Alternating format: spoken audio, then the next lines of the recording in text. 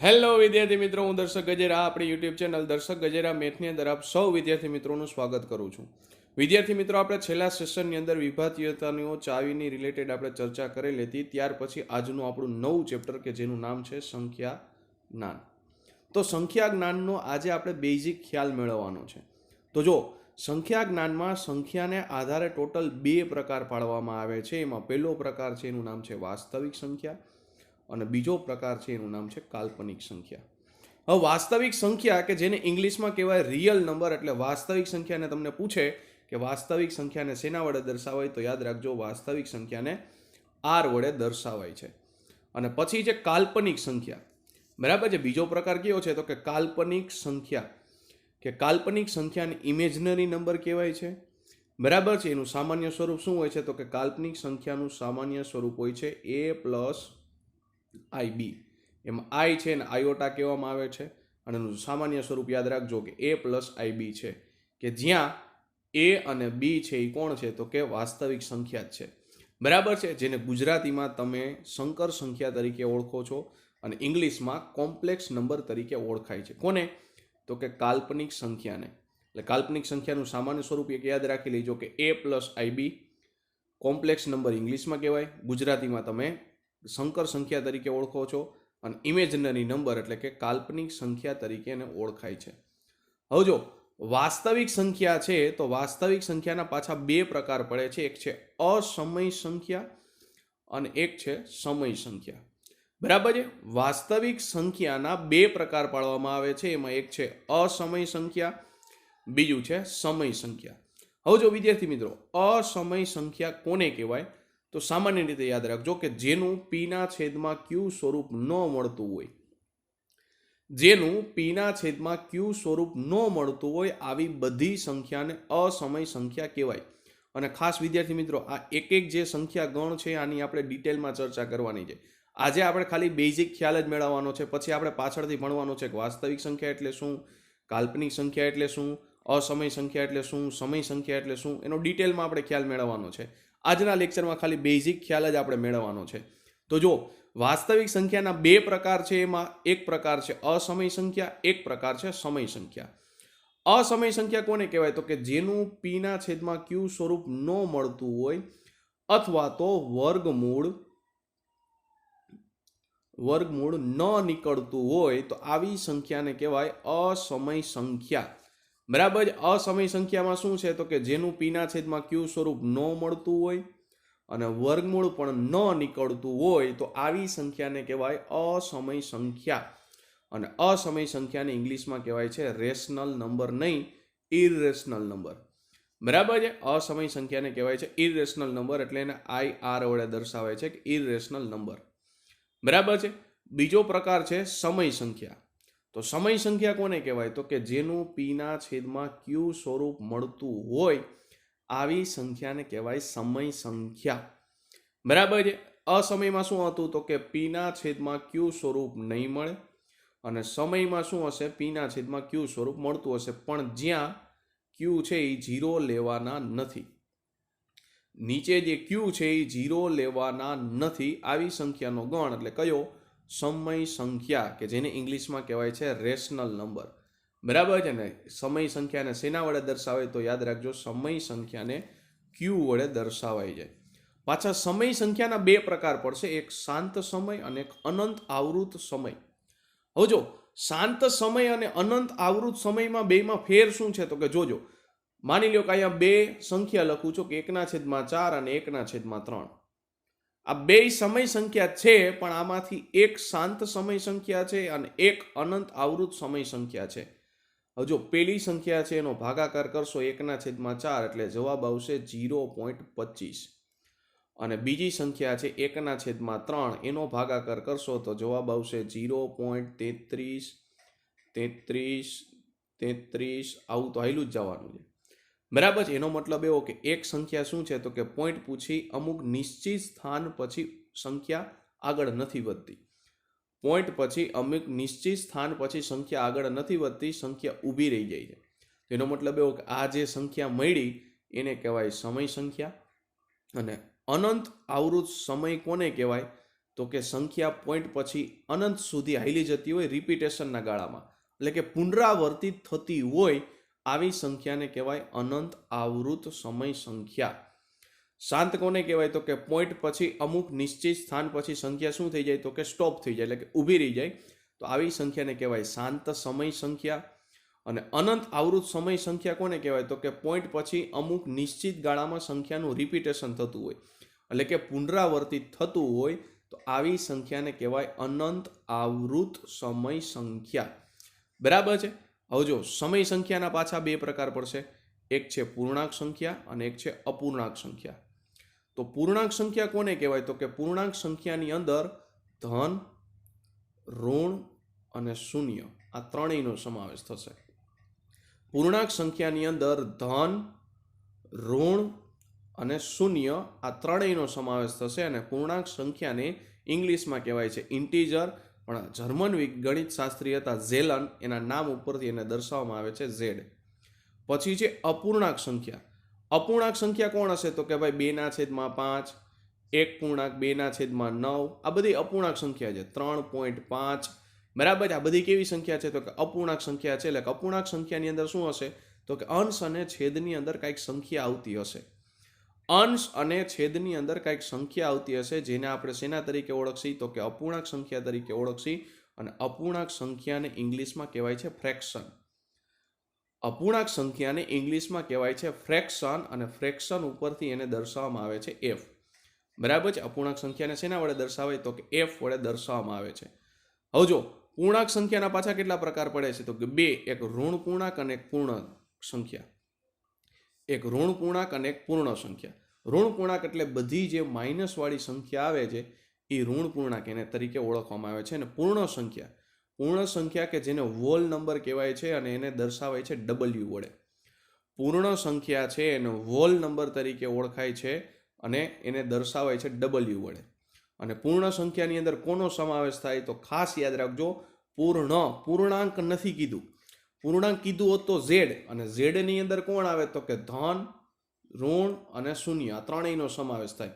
પણ પૂર્ણ સંખ્યાની અંદર ખાસ સમજો વિદ્યાર્થી મિત્રો, પૂર્ણ સંખ્યાની અંદર એક તો 0 આવશે અને બીજી આવશે પ્રાકૃતિક સંખ્યા. બરાબર છે. પૂર્ણ સંખ્યાની અંદર કોણ આવશે તો 0 આવશે અને બીજું આવશે પ્રાકૃતિક સંખ્યા. અને પ્રાકૃતિક સંખ્યા એટલે શું? બધી ધન પૂર્ણાંક. પ્રાકૃતિક સંખ્યા એટલે શું? બધી ધન પૂર્ણાંક છે જેને તમે પ્રાકૃતિક સંખ્યા તરીકે ઓળખો છો. અને પ્રાકૃતિક સંખ્યામાં 0નો ઉમેરો કરી દેશો એટલે એ બની જશે પૂર્ણ સંખ્યા. અને પૂર્ણ સંખ્યાને ઇંગ્લિશમાં કહેવાય છે હોલ નંબર. હોલ નંબર એટલે ડબલ્યુ વડે દર્શાવાય છે. બરાબર છે. હવે જો પૂર્ણ સંખ્યાને તો કે પૂર્ણ સંખ્યાના પાછા બે પ્રકાર પડે છે, એક તો શૂન્ય અને બીજું છે પ્રાકૃતિક સંખ્યા. પ્રાકૃતિક સંખ્યા એટલે શું? બધા ધન પૂર્ણાંક. અને 0 અને બધા ધન પૂર્ણાંક ભેગા થશે એટલે હોલ નંબર બનશે. ખાલી ધન પૂર્ણાંક છે એને કહેવાય નેચરલ નંબર. નેચરલ નંબર એટલે એના તરફથી ઓળખવામાં આવે છે પ્રાકૃતિક સંખ્યા. અને હોલ નંબરમાં તમે ઋણ પૂર્ણાંક એડ કરી દો. ફરીથી કહું છું, હોલ નંબર એટલે શું? પૂર્ણ સંખ્યા એટલે કે 0 અને ધન પૂર્ણાંક વાળા. એની અંદર તમે ઋણ પૂર્ણાંક એડ કરી દો એટલે પૂર્ણાંક સંખ્યા બની જશે. બરાબર છે. એટલે યાદ રાખજો, પ્રાકૃતિક સંખ્યા એટલે ધન પૂર્ણાંક, પૂર્ણ સંખ્યા એટલે કોણ આવશે? 0 અને ધન પૂર્ણાંક, અને પૂર્ણાંક એટલે એમાં ઋણ પૂર્ણાંક એડ કરી દો એટલે આ બની જશે પૂર્ણાંક સંખ્યા. ફરીથી એકવાર, પ્રાકૃતિક સંખ્યા એટલે કોણ થશે તો કે ધન પૂર્ણાંક, એમાં 0 હવે એડ કરી દો એટલે બની ગયું પૂર્ણ સંખ્યા. હજી એમાં ઋણ પૂર્ણાંક એડ કરી દો એટલે બની ગયું પૂર્ણાંક સંખ્યા. બરાબર છે. પૂર્ણાંક સંખ્યાને કહેવાય ઇન્ટીજર, પણ જર્મન ગણિત શાસ્ત્રીના ઝેલનના નામ ઉપરથી દર્શાવ્યું હતું ઝેડ. પૂર્ણ સંખ્યા કે જેને હોલ નંબર એટલે ડબલ્યુ તરીકે ઓળખાય છે. પછી પ્રાકૃતિક સંખ્યા જેને નેચરલ નંબર તરીકે ઓળખાય છે એટલે કેપિટલ એન વડે દર્શાવે છે. પાછા પ્રાકૃતિક સંખ્યાની અંદર 3 પ્રકાર પણ છે, એક અવિભાજ્ય સંખ્યા, એક અને એક વિભાજ્ય. જો એક અવિભાજ્ય સંખ્યા બને છે, એક આવે છે પ્રાકૃતિક સંખ્યાની અંદર, અને એક વિભાજ્ય આવે છે. હવે અવિભાજ્ય સંખ્યા કોને કહેવાય તો કે જે સંખ્યાના ખાલી 2 જ અવયવ હોય. જે સંખ્યાના ખાલી 2 જ અવયવ હોય આવી સંખ્યાને કહેવાય અવિભાજ્ય સંખ્યા. અને વિભાજ્ય સંખ્યા કોના કહેવાય તો કે જે સંખ્યાના 2 કરતાં વધુ અવયવ હોય, જે સંખ્યાના 2 કરતાં વધુ અવયવ હોય એને વિભાજ્ય સંખ્યા કહેવાય. અવિભાજ્યમાં શું હશે? તો કે માત્ર 2 જ અવયવ હશે. અવિભાજ્યની અંદર માત્ર 2 જ અવયવ હશે તો આવી સંખ્યાને કહેવાય અવિભાજ્ય સંખ્યા. જે સંખ્યાના 2 કરતાં વધુ અવયવ હોય એને કહેવાય વિભાજ્ય. અને એક છે, એક અવિભાજ્ય નથી, એક વિભાજ્ય નથી, એક છે એ વિશિષ્ટ સંખ્યા છે. શું કામે? એકનો ખાલી એક જ અવયવ બને છે, બીજા એકેય અવયવ બનતા નથી. એટલે અવિભાજ્ય નથી, વિભાજ્ય નથી. ખાસ યાદ રાખજો, એક છે અવિભાજ્ય સંખ્યા પણ નથી, વિભાજ્ય સંખ્યા પણ નથી. એટલે તમને ક્યારેય પૂછે કે એક કેવી સંખ્યા છે, તો એક યાદ રાખજો કેવી સંખ્યા છે? વિશિષ્ટ સંખ્યા છે. બરાબર છે કે નથી એનો સમાવેશ અવિભાજ્યની અંદર થતો, કે નથી એનો સમાવેશ વિભાજ્યની અંદર થતો. હવે જો અપૂર્ણાંકના પ્રકાર, અપૂર્ણાંકના 4 પ્રકાર પડશે. એમાં પહેલો પ્રકાર છે શુદ્ધ પૂર્ણાંક, બીજો છે અશુદ્ધ પૂર્ણાંક, ત્રીજો છે મિશ્ર પૂર્ણાંક અને ચોથો છે દશાંશ પૂર્ણાંક. બરાબર છે. હવે તમને ડાયરેક્ટ પરીક્ષામાં એવું પૂછી લે છે કે નીચે આપેલા અપૂર્ણાંકમાંથી કયો શુદ્ધ પૂર્ણાંક છે, કયો અશુદ્ધ પૂર્ણાંક છે. તો તમારે છેદ જોવા પડશે કે જેનો છેદ મોટો હોય તો શું થાય, છેદ નાનો હોય તો શું થાય. મિશ્ર અપૂર્ણાંકમાં શું હશે? તો તમને આવી રીતના આપ્યું છે 2.3/5. તો આને કહેવાય મિશ્ર અપૂર્ણાંક. અને મિશ્ર અપૂર્ણાંકને તમને અપૂર્ણાંકમાં ફેરવવાનું ક્યારેક પૂછી લે.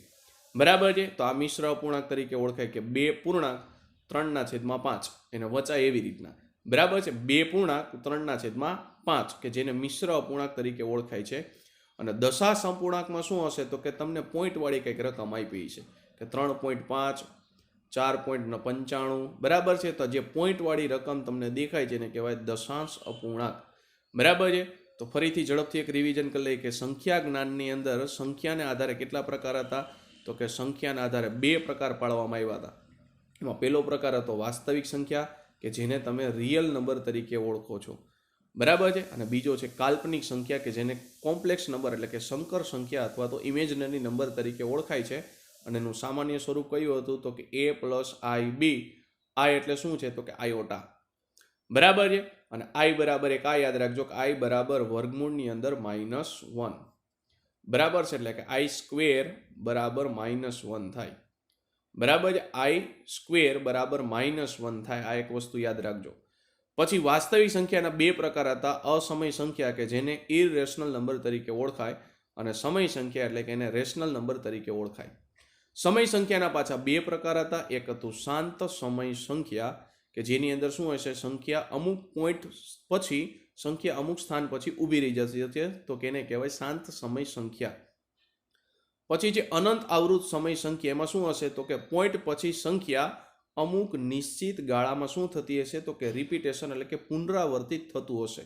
તો આને કહેવાય અનંત આવૃત સમય સંખ્યા. સમય સંખ્યાના પાછા 2 પ્રકાર પડશે, પૂર્ણાંક સંખ્યા અને અપૂર્ણાંક સંખ્યા. તો કે પૂર્ણાંક સંખ્યાની અંદર કોનો સમાવેશ થશે? તો કે ધન, ઋણ અને શૂન્ય આનો સમાવેશ થશે. પૂર્ણ સંખ્યાને, તો કે પૂર્ણાંક સંખ્યાને z વડે દર્શાવે છે. તો કે જર્મન ગણિત શાસ્ત્ર ઝેલન એના નામ ઉપરથી એને શેના વડે દર્શાવે છે? તો કે z વડે દર્શાવે છે. હવે પૂર્ણાંક સંખ્યાના પાછા 2 પ્રકાર પડશે. એકની અંદર શૂન્ય આવશે અને એકની અંદર ધન પૂર્ણાંક આવશે. બરાબર છે. તો કે એક ઋણ પૂર્ણાંક વાળી આખી એક અલગ સંખ્યા થઈ જશે. અને ધન અને શૂન્ય આ બેથી બનશે એને કહેવાય હોલ નંબર. કે હોલ નંબરને ગુજરાતીમાં કહેવાય છે પૂર્ણ સંખ્યા. પૂર્ણ સંખ્યામાંથી પાછા 2 પ્રકાર પડશે કે ધનને એકને અલગ કરી નાખો. બરાબર છે. ધનને એકને અલગ કરી નાખો જેને કહેવાય છે પ્રાકૃતિક સંખ્યા. અને પ્રાકૃતિક સંખ્યા એટલે એને કહેવાય નેચરલ નંબર. એટલે એના નામ ઉપરથી n દર્શાવાય છે અને એક 0 એ અલગ થઈ જશે. એટલે કે એક શૂન્ય અને એક પ્રાકૃતિક સંખ્યા. અને પ્રાકૃતિક સંખ્યાની અંદર 3 સંખ્યાનો સમાવેશ થશે. એક અવિભાજ્ય સંખ્યા કે જેના 2 જ અવયવ હશે એને અવિભાજ્ય સંખ્યા કહેવાય. અને જેના 2 કરતાં વધારે અવયવ હશે એને કહેવાય વિભાજ્ય સંખ્યા. ત્યાર પછી અપૂર્ણાંક સંખ્યા કે જેને ઇંગ્લિશમાં કહેવાય છે ફ્રેક્શન. અને ફ્રેક્શન ઉપરથી f વડે દર્શાવવામાં આવે છે. બરાબર છે. ફ્રેક્શન એટલે કે અપૂર્ણાંક સંખ્યાના 4 પ્રકાર છે. એમાં પહેલો પ્રકાર છે શુદ્ધ પૂર્ણાંક, બીજો પ્રકાર છે અશુદ્ધ પૂર્ણાંક, ત્રીજો પ્રકાર છે મિશ્ર પૂર્ણાંક અને ચોથો પ્રકાર છે દશાંશ અપૂર્ણાંક. બરાબર છે. 4 પ્રકાર છે: શુદ્ધ અપૂર્ણાંક, અશુદ્ધ અપૂર્ણાંક, મિશ્ર અપૂર્ણાંક અને દશાંશ અપૂર્ણાંક. બરાબર છે. તો આ હતો સંખ્યા જ્ઞાનનો બેઝિક ખ્યાલ. વિદ્યાર્થી મિત્રો, હવે નવા સેશનની અંદર આપણે શું કરવાના છીએ તો કે એક એક ગણ વિશે આપણે ડિટેલમાં માહિતી મેળવવાની છે. બરાબર છે. એક એક ગણ વિશે આપણે ડિટેલમાં માહિતી મેળવવાની છે કે ભાઈ પ્રાકૃતિક સંખ્યામાં સૌથી નાની પ્રાકૃતિક સંખ્યા કઈ હશે, પૂર્ણ સંખ્યાની અંદર સૌથી નાની પૂર્ણ સંખ્યા કઈ છે, પૂર્ણાંક સંખ્યાની અંદર સૌથી નાની ઋણ પૂર્ણાંક કોણ છે, નાની ધન પૂર્ણાંક કોણ છે. બરાબર. આનો આપણે ડિટેલમાં ખ્યાલ મેળવવાનો છે કે અવિભાજ્ય સંખ્યામાં સૌથી નાની અવિભાજ્ય સંખ્યા કઈ હશે, મોટી અવિભાજ્ય સંખ્યા કઈ હશે, 1 થી 100 સુધી કેટલી અવિભાજ્ય સંખ્યા આવે, 51 થી 100 સુધી કેટલી અવિભાજ્ય સંખ્યા આવે, વિભાજ્યની અંદર સૌથી નાની વિભાજ્ય સંખ્યા કેટલી છે, 1 થી 100 સુધી વિભાજ્ય સંખ્યા કેટલી છે. બરાબર. આનો આપણે ડિટેલમાં ખ્યાલ મેળવવાનો છે. આ ખાલી સંખ્યા જ્ઞાનનો બેઝિક ખ્યાલ હતો. તો વિદ્યાર્થી મિત્રો, અહીંયા આપણો સેશન પૂરો કરીએ છીએ. નવા સેશનની અંદર બરાબર છે એક એક સંખ્યા ગણ વિશે આપણે ડિટેલમાં માહિતી મેળવશી. ત્યાં સુધી વિદ્યાર્થી મિત્રો, જય હિન્દ, ભારત માતા કી જય.